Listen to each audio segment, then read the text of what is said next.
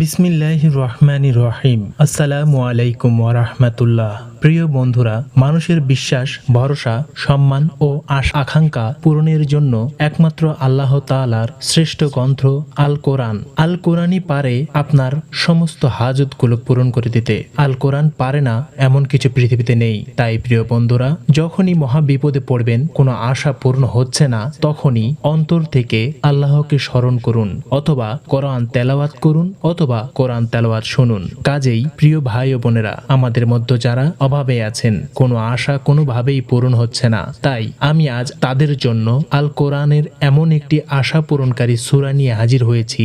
শুধু বিশ্বাস করে একবার শুনে নিলেই মনের বহুদিনের অপূর্ণ আশা আকাঙ্ক্ষাগুলো পূরণ হয়ে যায়। তাই প্রিয় মহব্বতের ভাই ও বোনেরা, আপনারা মন থেকে একবার পরিপূর্ণ সূরাটি শুনে চেষ্টা করেই দেখুন। ইনশাআল্লাহ আপনার জীবনের সমস্ত বালা মুসিবত দূর হয়ে জীবনে চারিদিক থেকে অনবরত বরকত বর্ষিত হতে থাকবে।